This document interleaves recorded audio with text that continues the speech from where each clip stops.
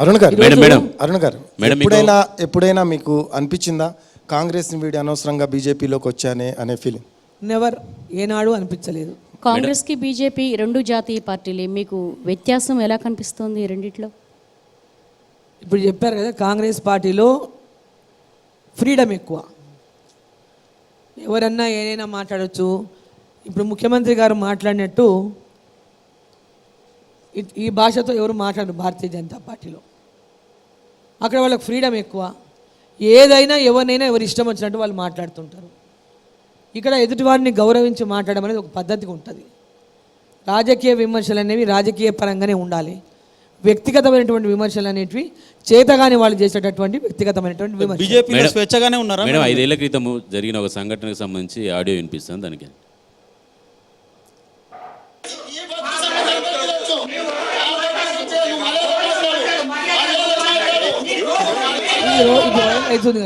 చెప్పండి దాంట్లో ఏంది మేడం అసలు?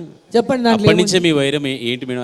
ఈ సందర్భంగా ఎందుకు జరిగింది? అదే చెప్తున్నా కదా, ఆయన బండారం బయట పెడతాను, మీరు చెప్పాలి, ఈ విషయం కూడా చెప్పాలి ఖచ్చితంగా. ఈ మీడియా ద్వారా ప్రజలకందరికీ కూడా తెలియాలా. నేను ఆ రోజు మంత్రిని, జిల్లాలో మంత్రిని, రేవంత్ రెడ్డి గారు Kodangal MLA, first time MLA.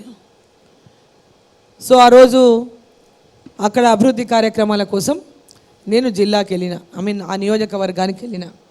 వెళ్ళే ముందు వారికి సమాచారం ఇచ్చినాం, మా ఆఫీస్ నుంచి సమాచారం ఇచ్చినాం. ఈ ప్రోగ్రాంలకు మేము ఇనాగ్రేషన్లకు, ఫౌండేషన్లకు ఆ నియోజకవర్గంలోకి వస్తున్నామని సమాచారం వాళ్ళకు ఎమ్మెల్యే గారికి అందజేసినాం. అప్పుడు ఆయన ఎమ్మెల్యే కాబట్టి. తర్వాత ఒక కార్యక్రమానికి 2 కార్యక్రమాలకు అటెండ్ అయ్యిండ్రు. ఆడ సబ్స్టేషన్ ఇనాగ్రేషన్ కోసం అటెండ్ అయ్యిండ్రు, సబ్స్టేషన్ ఫౌండేషన్ కోసం అటెండ్ అయ్యిండ్రు. దాని తర్వాత ఒక రోడ్డు కార్యక్రమానికి అక్కడ కూడా ఫౌండేషన్ స్టోన్ వేయాల్సి ఉంది. అక్కడ నుంచి ఆ మీటింగ్ అయిపోయిన తర్వాత నేను నెక్స్ట్ కార్యక్రమానికి వచ్చినాం. వచ్చిన తర్వాత చాలాసేపు వెయిట్ చేసాం, ఆయన రాలేదు. రాకుండా కావాలని ఉద్దేశపూర్వకంగానే ఆలస్యం చేసిండు, రాకుండా. అట్లా ఒక 20 నిమిషాలు వెయిట్ చేసినాం. నేను వెయిట్ చేయాల్సిన అవసరం లేదు. నాకు నిజంగానే కనుక నేను మంత్రిని, ఆయన కోసమైంది వెయిట్ చేసేదంటే నేను వెయిట్ చేయాల్సిన అవసరం లేదు. సో అభివృద్ధి విషయంలో ఒక కమిట్మెంట్తో పనిచేసేటటువంటి నేచర్ ఉన్నదాన్ని కాబట్టి, ఎమ్మెల్యే కూడా గౌరవించేదాన్ని కాబట్టి, ప్రతిపక్ష ఎమ్మెల్యే అయినా గౌరవించి ఆయన కోసం వెయిట్ చేసినాం. ఆయన ఎన్నిసార్లు ఫోన్ చేసినా రెస్పాన్స్ లేదు.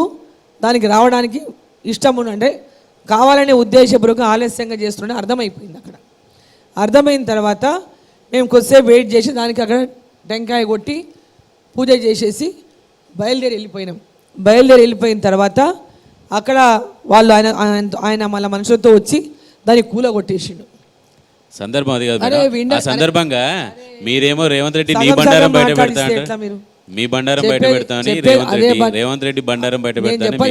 ఇప్పటి వరకు ఎవరి బండారం ఎవరు బయట పెట్టలేదు మేడం. అంటే ప్రజలు వీళ్ళంతా విని ఊరుకొని ఎంజాయ్ చేయాలంటే బండారం అంటే ఏంది తెలియదు మేడం. నాకు అందుకే డౌట్ వచ్చింది. మీ ఇద్దరి ఆడియో ఉంది మేడం, అందులో దానికోసం అడిగింది. ఫస్ట్ అన్నోళ్ళు ఎవరు? ఇద్దరు అనుకున్నారు. ఇద్దరు అన్నారు. ఇదే మీ మగ పక్షపాతం, ఇదే మీ మొగోళ్ళ పక్షపాతం. ఎవరన్నారు ఫస్ట్ అని అడుగుతున్నా.